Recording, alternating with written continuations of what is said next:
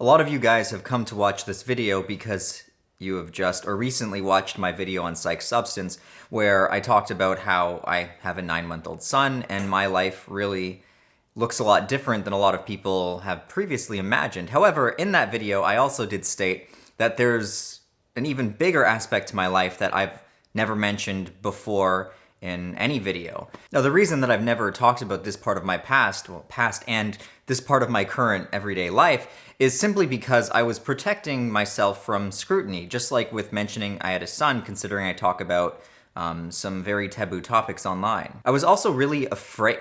Well, I wasn't afraid. I just really didn't want to deal with people's judgments. But I have decided that if I'm going to start sharing more information about myself with the internet, that I might as well go all the way and really get into the meat and potatoes of my background history and of, I guess, the story that kind of has made me the person that I am today. Anyway, so besides having a 9-month-old son, I also have another child. I have a 13-year-old daughter. So you're wearing a gas mask that was used from the British in World War II? Precisely, my dear. Now, as many of you can imagine, considering I'm 30, I was extremely young when she was born. In fact, her mother became pregnant when I was only 16 years old. I was just a young pup, and she had the kid when I was 17. It's actually a really sad story. What ended up happening was when my girlfriend at the time, when I was just a kid, chose to keep the child, her family rejected her, and they sent her to live in a shelter that was just filled with other pregnant teens. It was like a pregnant teenage shelter. And they told her that if she was going to keep the baby, that she was not allowed to come home or live at home. So me, being the hero that I thought I was, I instantly dropped out of school. I was in the 11th grade at the time, and I got a full-time job. Well, I worked a few full-time jobs. Now, luckily, in Canada, you can legally, well, I don't know if it's the same now, but at the time, you could legally rent an apartment at the age of 16. You just had to have a cosigner. So at the age of 17, I had saved up something like $4,000 or $5,000, which was huge to me at the time. And it was enough to put first and last down on an apartment and, really get going with living on my own. I figured that, hey, I'm going to take care of my unexpected but new family the best I can. So that's what I did. At this point, I think she was due to have the baby in a month or two.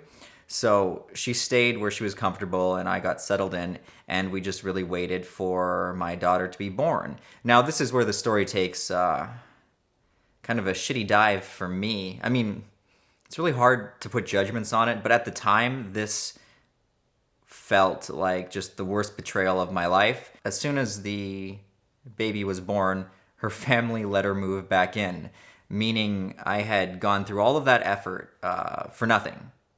So there I was, 17-year-old kid, had my own place, wasn't even old enough to buy alcohol yet, and that was probably one of the lowest that I've ever been in my life. I was just so depressed. I was alone. I was just completely alone in that home. You would think that my daughter's mom would have wanted to continue a relationship with me, but she didn't.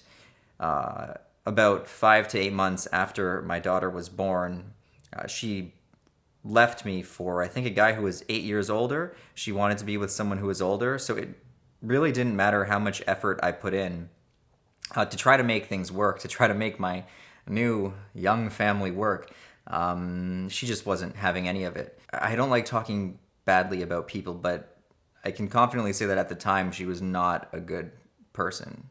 But anyway, let's backtrack a bit. So when I was in the home, I decided to put my notice in after a couple months. I quit my full-time job and I moved back in with my parents, and it was before she left me 5 or 8 months down the road. Our relationship just really deteriorated. I actually never really saw the kid that much. Yeah, so that was the history of it. I was just really, really depressed all throughout it. In my mind, here I was doing what I thought was right, trying to help her, and it just didn't matter what I did for this girl. It just wasn't good enough, and I wasn't good enough for her. This is probably a huge core reason as to why I suffered with social anxiety, and this really played a huge role in me just having a lot of insecurities and just issues with myself, because this girl was extremely emotionally abusive. And when like you're the only relationship that you've ever known, really. It was an emotionally abusive relationship. And when it's through those like very formidable teenage years, it takes a lot of work to reverse that damage. So it took me up until I think I was 26 years old of really working on myself and trying to fix myself to get over my social anxiety and a lot of just issues that were caused both by my own insecurities. For example, I was always insecure about being short, but a lot of it was also caused by this relationship. Most of my depression was caused by this relationship. I can't even begin to explain how depressed I was. I would sleep every day and all day. Like the only solace that I could find was in sleep. So I would wake up maybe around 10 and then I would just keep falling back asleep. I'd get out of bed at 2 and then I might eat something, watch some TV, and then I'd just go right back to sleep. There was a solid couple of years there where it was just living to sleep. And also, it wasn't as if like I even really got the chance to heal, because what this girl would do is every 6 to 8 months, she would come back and try to get me back into a relationship with her. I really have no idea why. And I was a very weak person at this time, which is probably a huge reason why I believe I've learned so much and I've become a stronger person, because I know what it's like to be weak. I know what it's like to be pathetic. I know what it's like to not respect yourself, because every time she would try to get me back, she'd use the same like tactics, like, oh, I just want to be a family with you. And she would just kind of feed into what she knew that I wanted to hear, because I wanted to be a family because I loved my daughter and I really just wanted to make things work out. So yeah, she would play into my insecurities, and every time she would come back, I would take her back. And this went on for 3 to 4 years. When I was 21 was the last time that I did the back and forth thing. So it was like 4 years of just me just being so emotionally just rampaged. Like it was so many ups and downs, because when we'd be together, I'd feel happy again. I'd be fine. I'd think that things were going well. And it wasn't like this girl would just break up with me. She would always leave me for somebody else. So it would always make me feel like I wasn't good enough. And then come back and say she made a mistake. And it was just this cycle of destruction that really never ended until I finally put my foot down and ended it, which thank goodness I did. Anyway, I claimed in the last video that I stopped tripping because I have a son, which is a huge reason why I no longer do psychedelics or any really drugs at all. You may be asking yourself, wouldn't having a daughter for all this time stop you? Well, I want to answer that question. The really bulk of my psychedelic experiences happened while I lived in New Zealand, which you might be asking, how the fuck could you live in New Zealand and leave your daughter here? And that's something that I really do want to get into and explain to you guys. You see, I was still miserable, even though I thought that I had fixed myself.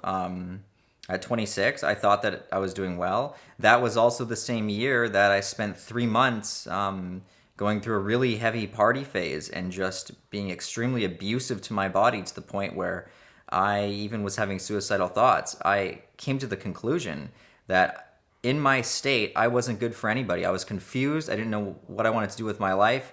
And I didn't really see my daughter much. My visitation was just once every 2 weeks. So in every month, I only had her for 4 days. And for those 4 days, I was always sober. I never drank, nothing. I would do my very best to be there for her. But it was always like my mind was elsewhere. I was a very good father in the beginning for the first, 7 years or 8 years. And then I just really started to falter. I realized something huge. I was no good for my daughter. I actually wasn't a good father at that time. I wasn't being an emotional human being. I was like a robot. And I wasn't there for anybody. Not my family, not my daughter, nobody, not myself. And I realized something that I'm sure a lot of you guys have heard before. If you want to help others, and if you want to be the best you can for other people, you need to first be the best you can for yourself. You need to first be happy. If you're not happy in your life and you don't feel fulfilled, you're kind of going to be useless when it comes to other people, or you're always going to be putting on a front. You're not going to be genuine. So I realized in order to really heal my relationship with my daughter, with my family, with everyone in my life, I had to heal myself. And I came to the conclusion that I needed to travel. It was something I had to do. It sounds so selfish, like I had to travel for everyone else. What a stupid way to cover it up. Like, I know it sounds selfish. I went to New Zealand for about a year for everyone else. I went for myself, but by helping ourselves, we also help others. We can't be there for others if we're not healed or fixed or the best we can be or happy. I know I'm just repeating myself now, but that's really what happened. I realized that I was going to go to New Zealand, and my actual goal with going to New Zealand, besides seeing Jasmine, was to figure out what I wanted to do with my life. That was a very clear thing that I said to Jasmine before going. I said, I'm going to New Zealand to see you, but a bigger thing is I need to figure out what I want to do. And I have a feeling that going here is going to give me the answers that I'm looking for. And as crazy as it sounds, it worked. I came back from New Zealand and I realized what I wanted to do with my life. It's really wild, but I've been happy ever since then. It really did help. I wasn't wrong in leaving. And since coming back from New Zealand, I have had such a better relationship with my daughter. We get along great. But that's not to say that it wasn't hard on our relationship. It was just Skype only. And yeah, it was really hard.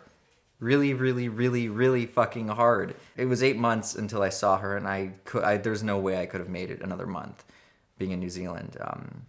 Yeah. After 2 or 3 months, I was really struggling. And I know there's a lot of people watching who are going to judge me, and they're still going to say, like, I can't believe you left for 8 months without seeing your kid. But you know what? It was something that I just had to do. And again, I'm very grateful that I did it. Because I'm happy, she's happy, everyone's happy now. It's crazy in life how you really do need to focus on you. Like, it sounds so selfish, but you have to.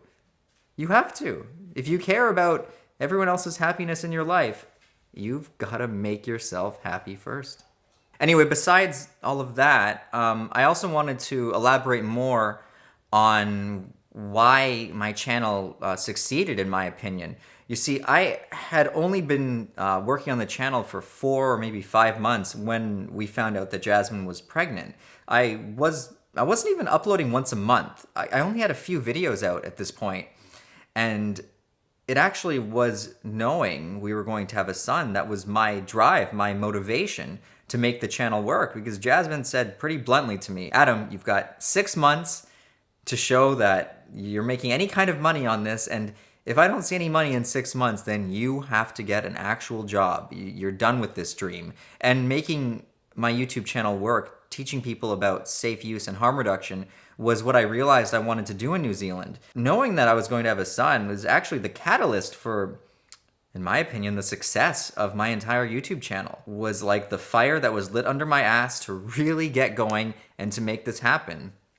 And I do have to say, it really is thanks to you guys on Patreon helping me. As I've said before, I don't make much in the ads. It was actually thanks to everyone supporting me on Patreon that Jasmine was able to see, wow, people really care about what Adam's doing. And not only that, this is actually something that we have the potential to use to live off of. Obviously, we both still have to work, and she works as well, because Canada is quite expensive. Regardless, thanks to all you guys on Patreon, and thanks to me actually buckling down and working on something and, you know, not deviating from my plan and staying focused for the first time in my life, it all paid off. And now I have PsychedSubstance, which is what I do full time, and this channel, which I know I've said this before, I do intend to post more. Yeah, hopefully now you guys can see why I'm so busy. I've got 2 kids and then a dog. The dog's like the damn 3rd kid. But anyway, that is my story.